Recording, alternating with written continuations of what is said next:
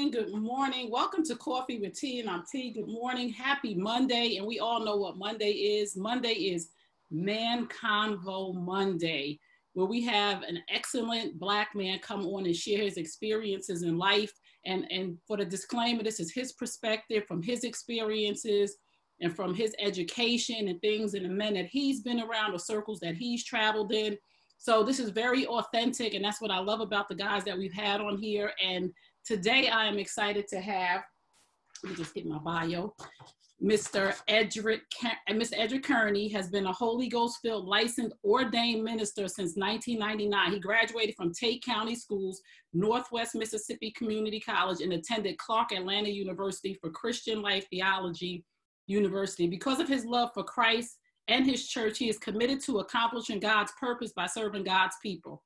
Minister Kerney strives to honor as God and carry out his mandate to make disciples and to feed his sheep. He has served as a gospel broadcaster and announcer for over 15 years. Minister Kerney is married to Angela Manger Kerney, an humble servant and a Proverbs 14 woman who cheerfully dedicates her time, treasures, and talents to advancing God's kingdom. They are the founders of Triumphant One Media, the parent company of Believe Radio, an online 24-hour gospel station. By using every form of media available, the Kerneys don't want to miss any opportunity to share the gospel of Christ. Minister Kerney is a husband, a father, and a son, but his most beloved task is humble servant of the Lord. Welcome, Minister Kerney. Good morning. I can't hear you now. What about now? Now, yes. Good morning, good morning, good morning. You know, technology is crazy right now. We got a lot going on. Good morning. How you doing? Hey, I'm wonderfully blessed, and thank the Lord for just most importantly, Trey, I made the wake up list this morning. I know that's right.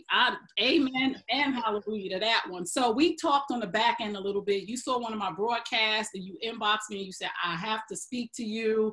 Call me. So I called you and we started actually talking about mother-son relationships. So I was like, wait, hold it for the show. So we're going to connect. I'm going to have you on my show. We're going to talk about this. So first thing I do with all of the gentlemen that I interview, I ask them to set the foundation. What was your relationship growing up with your parents? How did it all begin for Minister Kerney? Well, Trey, first of all, we thank you for what you're doing, not just for overall individually, but what you're doing for the kingdom. Because whether you know it or not, you are kingdom building. And, you know, a lot of these little hidden agendas, or what I like to call them is attachments. Right. Causes viruses to take place that are if they're clicked on, then it causes destruction, not only in the family, but in relationships and in everyday life. So I really appreciate you, and we salute you from Huntsville, Alabama, and what you're doing for the kingdom. Thank you. God be the glory. None of this is me. Hey, look, and then you got to be a good person. Me and you both got the same last name. So hey. Yes. So tell me a little bit about your foundation with your mother and your father. I was blessed to come from a double parent home. My mother and my father. I'm the product of one seed. I'm the only child, and my dad passed away at the age of 49, and I was a junior in college at Clark Atlanta University. Wow. And from that point on, I kind of pushed me over the bridge. I was pretty much a mature individual, I would say so, because my dad hung around older guys and work and in church. And so basically I was a daddy's boy. And so there are a lot of traits and attributes that I picked up being around him and being around older men that helped me along the way. After he transitioned, I found myself pretty much doing some of the same things that he was doing. The people that counted on him, I tried to fill that void, you know, starting with my mom and all the way up to then. And so I was blessed, you know, to be able to have two parents in the home, in which that kind of makes makes my rule. You know, my dad was a deacon at the church. I don't know if you're familiar, but I'm from Mississippi. So church were second and fourth Sunday at one church and first and third at the other church. So I guess now I was blessed. My dad's service was on second and fourth Sunday. My mom's service was first and third. So my dad was a deacon at the church. My mom was a Sunday school teacher, so I couldn't skip church. Oh, I love that. Yes. So tell me just a little bit about your mom, because we're going to get into the mother-son dynamic really quickly. Yeah, my mom was blessed. She was a product of somewhere in the middle. I think she's about the sixth child, I believe, out of 10 of my grandmother and grandfather. Beautiful lady. She just went home to be with the Lord last November, November the 6th. So she's resting now, and we thank God for her life. But she had a strong zeal and a strong will, not just in the biblical aspect, but also in the carnal aspect, and we'll get more into that as we go along. Yeah, so you said something that struck me, and I never hear this. We always hear mama's boys and daddy's girls. You said you were a daddy's boy. I just need you to just touch a little bit on that and why that was important to you in your upbringing. Well, I think that it's always good. Trey, to believe it or not, my mom, in the last year of her life, you know, when you see your parents go through dementia and different illnesses and things of that nature, and I could literally have a powwow with my mom, and that's what I like to call them. And when we have a powwow, it's still mother and son, but at the same time, I'm an adult and I know how to come correct, and I can tell you this is this is that, blase blase, and she would listen to me. My mom really, to be totally honest, my dad relationship to me was a lot stronger, and from that was because no, I just loved my dad. I was daddy's boy. You know, I would follow him around. If I couldn't go, I probably would get upset. You know, right. No, that's just how it was. Right. And my grandmother, my dad came from a household of 5. He was the only boy. Oh. And so what was told to me that when he finally got married and had a child, you know, I was like the apple of my grandmother's eye. You know what I'm saying? So right, because your dad was the only boy. Yeah. So a lot of traits. I was blessed though, because both of my families, on my mom's side and my dad's side, both was hard workers. They both had the core values of in which it sometimes is very hard to find these days, but they both had the core values. Both sides of the family, you know, are cooks. So I learned how to cook. You know, my grandmama taught us that you're going to cook, clean, and wash clothes, because just in case if your wife ever leave you, you'll still be able to survive. You know, that was and Trey, when I'm talking about cooking, I'm talking about, you know, making homemade biscuits. I'm talking about literally cooking, because that's how they taught us as growing up. So even with my mom, you know, same thing. You know, I was blessed to have both parents that both feared God, and they raised me up the best way that they knew how. And a lot of that comes from the way that they were raised.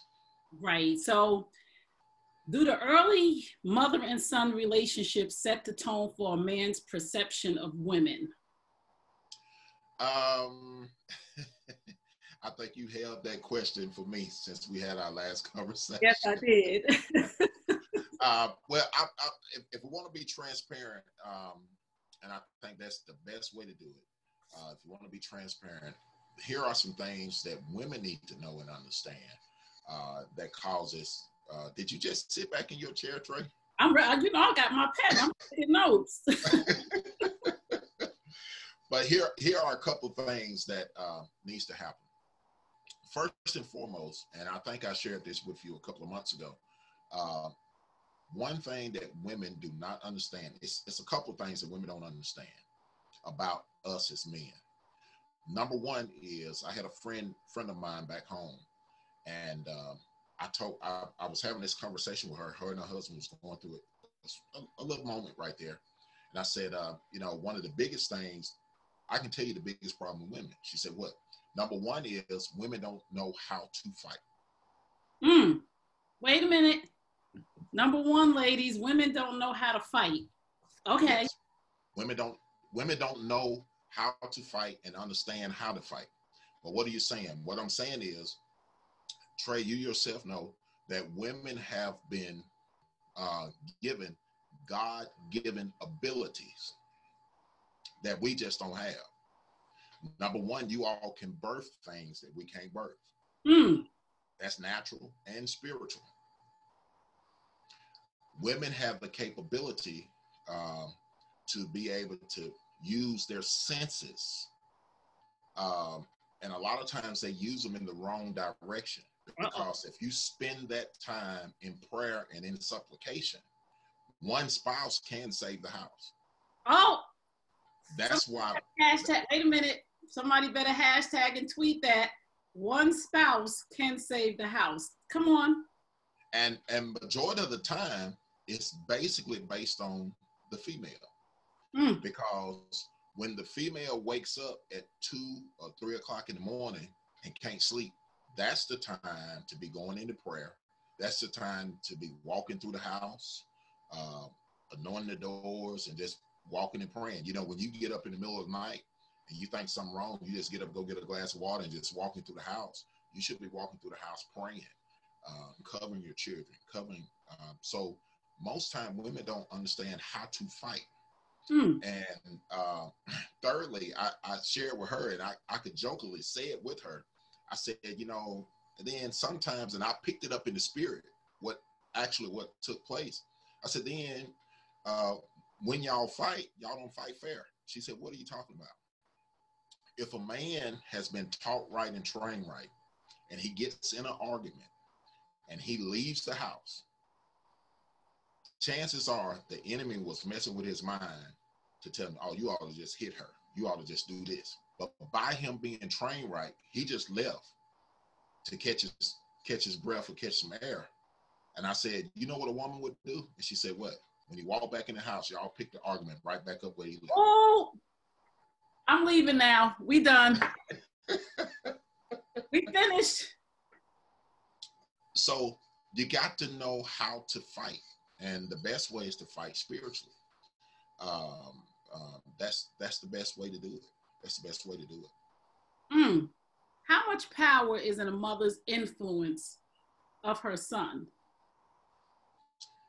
I say that it's very strong. And here is the hidden antidote with that. Most women do not understand that the male factor or the male role has about 18 to 20 to 25 years of hurting them from birth. And let me explain that for a minute. Number one is, if the male child was taught right and trained right, number one, we never could talk back to our mamas, period. Amen. That's from a single parent or a double parent home. You know, single parent home, shoot, if you talk back, you know, I'm 44. If you talk back, it will be a broom handle. You dare not do it in the kitchen. You might get a pot, a skillet, or anything. You know, yes. There wasn't no such thing as child abuse, because if it was a single parent home, that mother had to lay a foundation that you're not going to run over me. Was that foundation totally correct? In a way, yes, because she had to have authority of a home.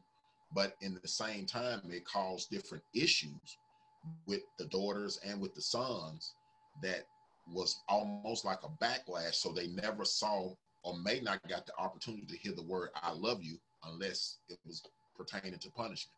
Wow. So you're talking about 18 to 25 years of hurt. And the female wants to know why.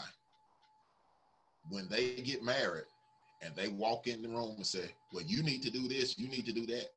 The first thing that will come out of a man's mouth is, you ain't my mama. You can't tell me what to do. Yep. Heard that before. So that's basically coming from childhood hurt, because we didn't have the opportunity or the privilege to express ourselves. And this seed has grown up from 18 to 25 years. And now it becomes out, I guess it's a form of rebellion, because instead of you asking your husband to, hey, honey, can you get the trash for me? Oh, wait a minute. I'm going to have to stop you again. Okay. Ladies, instead of us, and I'm saying us because we, instead of us asking our husbands, we are telling them what to do instead of asking. Write that down, please, instead of asking. Go ahead. I'm sorry. Well, yeah. And then, Trey, on top of that, a lot of time you all do it at the wrong time. Oh. You do it while the ball game is on. You do it while the favorite show is on. And most of the time, language is very important. I most definitely listen to language in any conversation. And majority of the time is you need to. Okay, when you say you need to, you have stepped in a thing of authority and really escalated to another level.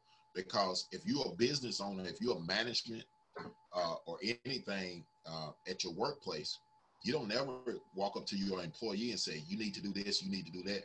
Hey, can you do this right here for me? You ask them, but you're asking them in a way to say, hey, this is what I want done. Right. So in marriage conferences and seminars, I tell ladies, I say, hey, that's the wrong approach. You're not going to get it done. If you mention it to them and the ball game is on, and then if you say, hey, honey, can you, what's wrong with coming in and saying, hey, honey, I need your strong muscles because I can't hardly get this garbage out the garbage can. Woo! Now, if that don't work, then you put the negligee on.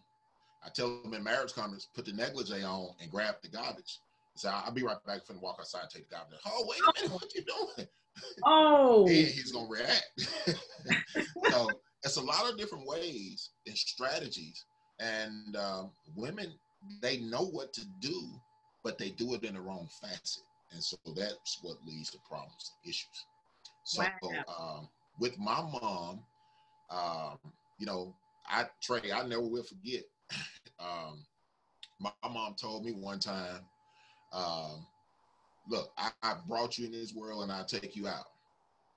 And so I'm sitting there like, okay, ain't that like, can't you go to jail for that? But that was something that her mom told them. Right. Up. So what happens is there's a trend that comes down from generations and generations. And a lot of those trends are not what they should be. Right. I never had the opportunity to meet my grandmother, but from my cousins, it was like she was something serious. Right. But then if I investigate her children, they would say, no, she wasn't that bad. She was just stern. But the grandchildren were like, she was mean as a rattlesnake. Right. But those traits were passed down from generation to generation. So you have to, the best way to do is to find out, hey, take a self-evaluation of yourself. I'm a basketball official as well. And I was in a ball game in Mississippi probably about 6 years ago. And that was a young lady that played for this team. And every time I had her, if somebody would foul her, Trey, it was like, she would just get that look like, you got one more time. You know, it would just be a simple file. Right. So this particular night, she was captain of the team. I said, "Hey, captains, how y'all doing?" I said, "Look, I ain't having that mess out of you tonight." And I just laughed. She's like, "What you talking about?" I said, "Every game I done had, you act like you want to fight." I said, "Where you get that from? Your mama or your daddy?" Right. She said, "My mama." I said, "Well, where she get it from? Her mama, her daddy?" "Oh, my grandmama was something serious." I said, "Well, look, you stop it right now. You break the cycle." Do you know from that little 5-second conversation, that young lady's whole appearance changed in her life? Wow. So you got to trace the root. Once you find the root, then you can kill the problem. You got to trace the root. Once you find the root, you could kill the problem. Hold on. Sorry. Sorry, I'm here to learn. So let's talk about, when is it time for a man to be accountable for his behavior, no matter how he was raised? Because, you know, we go, even myself, any human being, but right now, right now we're talking about the Black man. You know, we have this, my mother did this, and my mother smoked, and my mother was a drunk, and my mother was never home, or my mother was overbearing, and my mother was too nice. When are we accountable, or when are Black men accountable for who they are as a man? When is that supposed to just step in? Because I see, and I'm here because I see so many Black men who have hurt issues, and they haven't gotten the proper help that they need. So there's this blame game going on that they don't even know what's going on. So when is it time for a man to be accountable for his behavior, no matter how he was raised?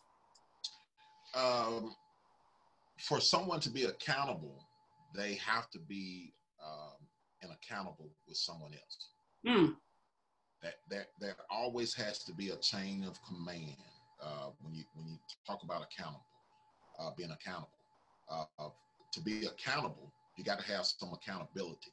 Right. And then with accountability comes alignment. And when there's alignment, then it allows everything to flow like it should flow.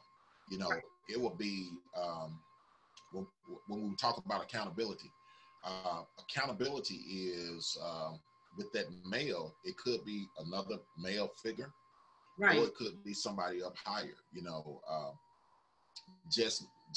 I was about to say mine, but just our last name alone. You know, if you came to Mississippi, in certain parts of Mississippi, and something happened to you, and they asked you what your name was, they're gonna throw some names out. "Oh, are you related to so and so, Ederic or James or Dorothy?" And if you say yeah, "Oh, they taking care of you." Right. You know what I'm saying? because of the last name. So a lot of times in accountability, you need somebody that you don't want to deframe or tear down the name that you're associated with. You know, my spiritual father, it's just certain things that I won't do because I'm his son. Wow.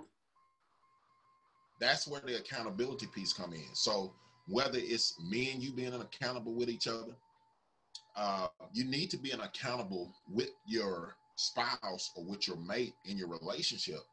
But there's also an outside accountability person that you need.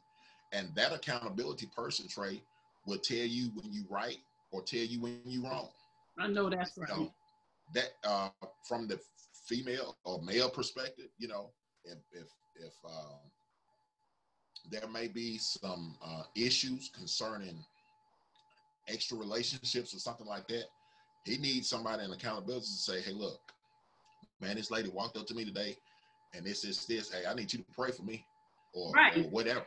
You know, that's what the accountability person does. Right. And when there is accountability, then there becomes alignment.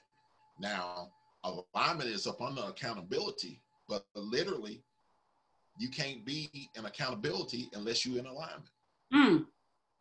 Well, what are you talking about alignment? If I give you my car, if I say, "Trey, well, look, you can use my truck today. Me and Angela is fine. You can use our truck. But look, when you go down the road, I'm telling you now, it pulls to the right." Right. So you got to hold the steering wheel to keep it in the road. If you let the steering wheel go, it's going to go to the right real quick. Now, what happens is that issue, those attachments now have become a part of my life. Whoa. So I would rather go buy tires every year than basically fixing the alignment issue. Wow. Wow. So if you never recognize the things that's going on or something like that, or notice them because they have become a part of you from generation to generation, a part of life. Wow. Listen, I'm telling you, the men, if you just tuned in, you're tuned into hashtag Coffee with T, and I'm T. And on Mondays, we have hashtag MCM Man Combo Monday for my series Men Hurt Too, where we have a guest who really shares from their experiences and comes to enlighten us and talk about some things. Black men coming to talk about some things that we need to hear, not only as Black women, but as a whole nation, because there's so many misconceptions about Black men. And I felt like who better to go to than the Black man? And these men are from all walks of life. We have ministers, we have dating experts, we have engineers, we have pastors, preachers, teachers, anything from anywhere. And we got some young people coming on soon. So have we, as Black mothers and Black women, taught our Black sons to not ask for help?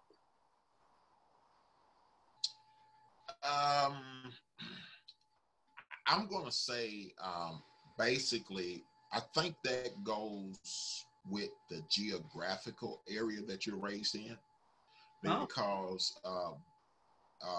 basically here in the South, you may have, men were taught not to cry. Right. And then, the trip part of that mother figure and parents as well, you tell your sons not to cry, and you're doing that while you're punishment, whooping them or whatever role you use. And, you have taught them don't cry. And then if you're issuing what they call corporal punishment or whatever like that, and they start crying, the first thing that you say is, shut up and stop crying. Right. Yeah, but do you see why I'm crying? Oh. And then when they get to the point to where you're whooping them and they're not crying, then it's an issue. You get more mad. But you have trained this individual, you're not supposed to cry. You're supposed to be strong. You're supposed to be this. You're supposed to be that. And so what tends to happen is, a lot of times as parents, we send mixed signals. And those mixed signals shape and form our young men and young ladies into who they have become today. And sometimes that becomes a problem. That becomes a problem. Because, one thing that I did, Trey, I had what was called family powwows. And at that, I would sit the children down at the table. And this was in my first marriage. Mm-hmm. I would sit the children down at the table, and we'd just have a little powwow if there was something that we needed to discuss. And I would give them, hey, I'll tell you what I'm gonna do. We're having a little meeting. Y'all can say whatever you want to say.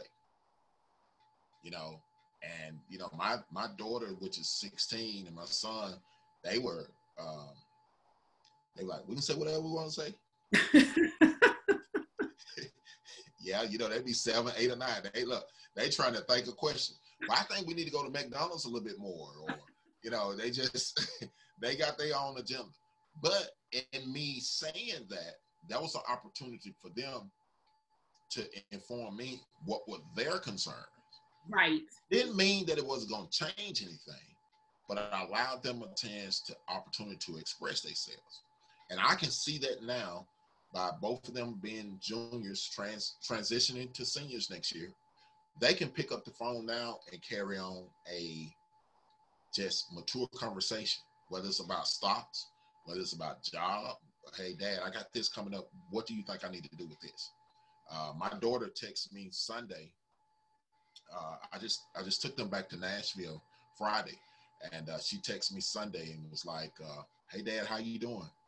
I said, "Well, I just got off the radio, just finished my broadcast," and she was like, "I said, you good? I was gonna call you today." And normally when it's a text message, normally money is coming next, you know. So I said, "You good?" I said, "You need something?" She said, "No, Dad, I was just calling to check on you, make sure you was all right, tell you I love you." Wow. This is a 16-year-old. So I didn't receive another text or phone call as of today. So everything that had to be from the heart. Right. So those are the little things that can help develop children. And me and my children, we carry on conversations just like me and you are talking now. You know, that's the way it is. Wow. That's important too, because we talked about communication.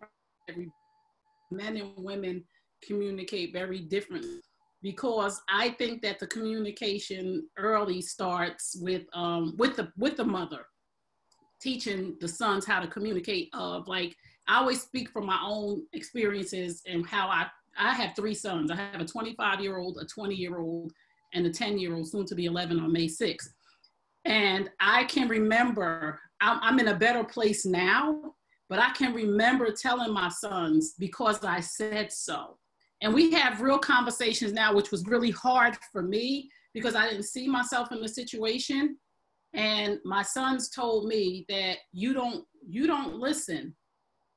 Like, even now, we're better now, but like over the past 5 years of me working on myself, getting a coach, my sons were telling me, you don't listen. And in that moment, I still wasn't listening. And I was like, what do you mean I don't listen? I do listen. And they said, that's why we don't talk to you. So talk a little bit about the different, communication. You said your daughter called and said, oh, I love you. Talk about communication from your son and maybe the dynamic of how he's learned that from his mother. Well, it's very important. It's very important. And like I said, remember, this goes back to the first statement that I said. Most men grow up with 21 to 25 years of hurt because they weren't able to talk to their mom. And most of the time, you all, don't drop your head, but you all become defensive. Yep. And what I mean by defensive is just like what you just stated. Well, why I got to do this? It ain't no why, because I told you to do it. Did you take the time to actually show him or her why it was important to do it this way? It was not, no, I'm in control right now. This is what I had to do. And, this is how it's going to be done. One of the joys, Trey, of being an adult, and especially when you're the only child, I had to wash dishes. I had to take the garbage out every day. So shoot, when I got grown and got a family, I ain't got to do that no more. That's what they got to do. That was the child role. No, I'm not cleaning no bathroom. You gonna clean the bathroom up. But right. The thing about it was, as a parent, I learned later on that a lot of times, if you did it together, teamwork. Right. The second thing is parents always break one rule in the Bible. Every last parent has at least broke this one rule. Parents, provoke not your children. Oh. What's your son's name? Stephen. Stephen. Wash the dishes or clean your room up. Okay, Mom. You come back a few hours later. You already done peeped to see if he don't wash the dishes. Yes. Did you wash the dishes? Have you cleaned your room up? Yes, ma'am. No, you ain't. You have just provoked him because you already knew he hadn't did it. Wow. Same things transcends in relationship. Oh. And if we're talking about relationship, well, we're not talking about relationships. So yes, we are. We gonna transition right into that statement. You're not gonna get away with that. You're gonna finish that. We'll hold that for a whole nother day. No. I'm gonna need to hear what you was about to say. It has transitioned into relationships, provoking folks. Come on. Okay. Well, most women, and I don't have your live up, so I can't see any comments. But most women do not get rid of a man because of infidelity, I guess, if you could say that. Most of them, 90 to 95% will get rid of them because they've already found out. And when they ask them, they lie about it. Right. So when the lie comes, then it's like, okay, if you lied about that, what else have you lied about? That's when the trust is broken. Right. Whoa, that's a whole sermon. I'm gonna wait for that sermon on your page, but that was good stuff. He said most women don't leave a man because of infidelity. The woman leaves the man because he lied about the infidelity. And now you have trust issues because you're thinking, if you lied about that, what else did you lie about? Wow. So it is 9:36. We should have been off at 9:30, but I always tell them, man, we might be here a little bit longer because I have questions and I need to get some of my questions out. But before we end, I do have one more question, if you don't mind. Okay. What is one thing you want new mothers to know about sons right now? What, not even new mothers, even mothers with sons who are not grown yet. What should they know about their sons in that house right now? Number one is you need to build number one, go back to the basics. And well, what are you saying basics? What were women, when you think, and Trey, I'm gonna let you answer this question for everybody, but when you take the word mother, what is the definition of the word mother to you? The definition of the word mother is a nurturer, leader, parental guidance, and unconditional love to a human being. If they would take those four attributes, slide them right into parenthood, you've halfway won the battle. Okay. Number one, you got to be a nurturer. That's, I know several people that's older than me, that's even in the music field, and they've shared stories that, their dad never told them that they loved them. Their mom never told them they loved them. Love was having shoes on your feet, clothes on your back, food to eat. That was love. Yes. So being a nurturer, what is nurturing? Maybe we need to go back to find the definition of the word nurturing. Nurturing is being able to console, even from the mother's womb. You have to speak those things. You can, Trey, it's like this right here. In your mouth is your future or your funeral. So when that baby is in your womb, that baby's future or funeral is in the womb. Because that baby can hear everything that you hear and hears everything that you say. So nurturing is one of the most key and important aspects of being a good parent. Number two is out of those four attributes, once you instill them, being able to listen. Ooh. One of the greatest books in the Bible is James, and I love this text in James chapter 1. I think it's between 14 and 21, somewhere in that area.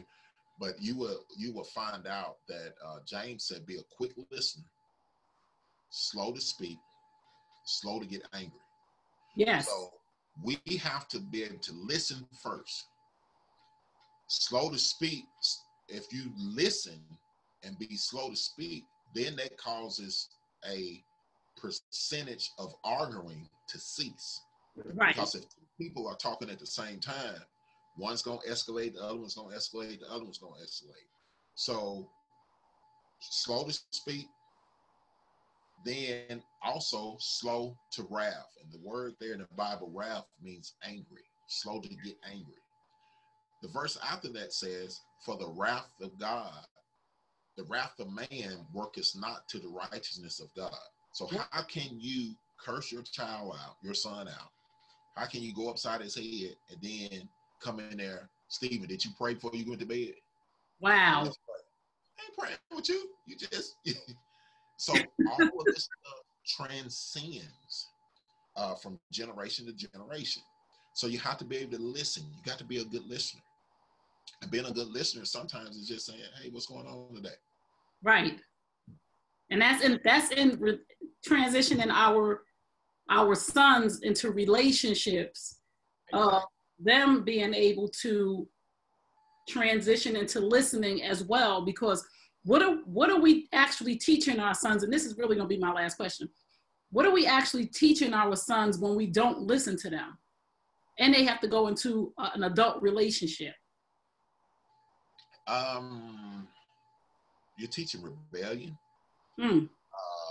because we still got to look at that foundation. And if that foundation is not met in a childhood, then can I give a prime example? Please. Since we get ready to close. Yes. Everybody talks about David in the Bible. You know, I'm just a preacher, so I just have to break it down. Break it down. But everybody talks about David's issue in the Bible. You know, how he slept with Bathsheba, and then he had Bathsheba's husband put on the front line, literally had him, if you want to quote unquote, had him killed because there was a child involved. And everybody highlights on that. And then him and Bathsheba got married, but that child was died. But the unique part about this, after it was all over with, they produced one of the wisest men in the Bible that ever walked the face of the earth. Now, how did David get to this point where it all goes back home? Number one, remember when the prophet went to Jesse's house and to anoint the king, God told him that the next king was coming out of the house of Jesse. And he went, poured the oil on all the other boys. The oil didn't run down. The prophet says, is there another one? His father says, yes, another one out in the fields tending to the sheep, but you don't want him. Oh. He said, well, bring him here. Brought him here, poured the oil on him. The oil ran down. He said, he's the next king. They left there. Saul gave a decree to whoever killed Goliath would get the oldest daughter. Jesse sent David to his sons, his other sons, to David's brother, to send some food out while they was at war. And when he took the food out and he found out what was going on, and they told David, get on out of here, you just a little lad, you ain't got no business out here. He said, well, I brought you food.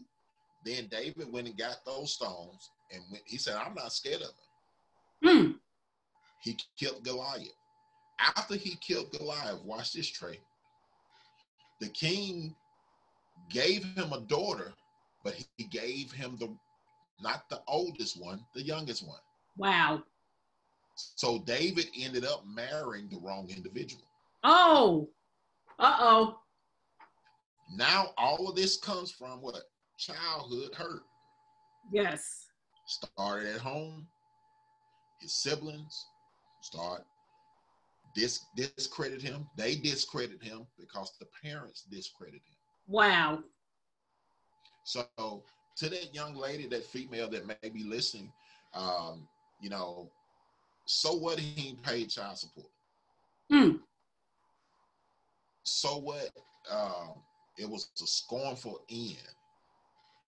You speaking death in your children's life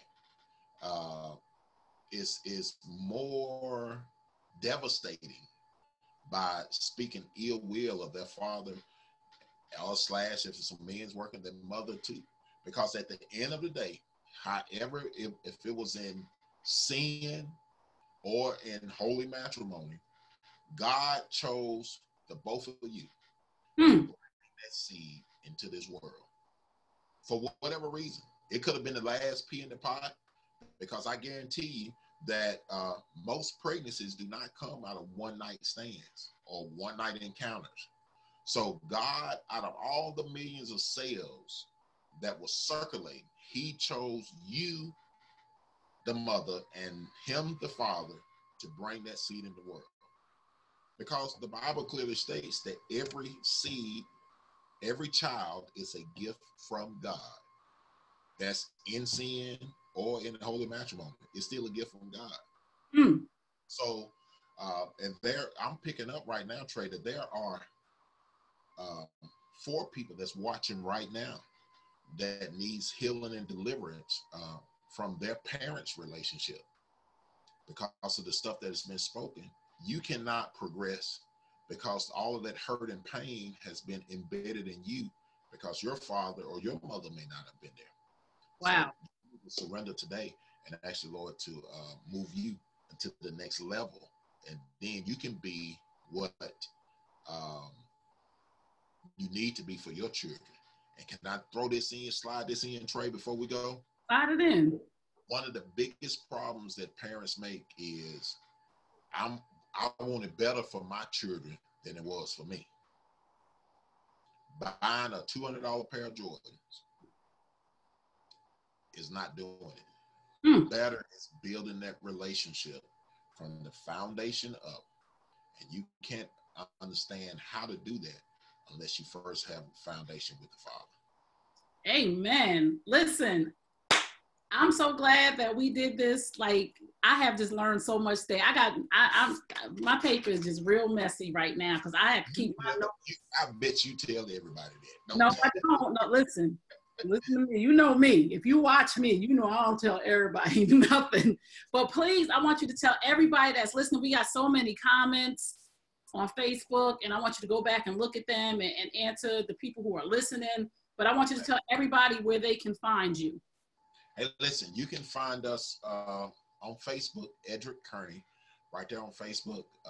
Also, you can find us, I'm in our studio right now at Believe Radio. We've been blessed to have a gospel, 24-hour gospel radio station. And it's you can download the app. Just go to your Google Play Store or your Apple Play Store. And hopefully you'll get rid of the Apple because I want everybody to go to heaven, you know. You got an iPhone? I got an iPhone and a Mac. I'm looking at you right now. Let me ask you this: what got Eve in trouble in the garden? The Apple. Okay, all right. I'm trying to get you to heaven now. You need to get an Android. No, I'm just playing.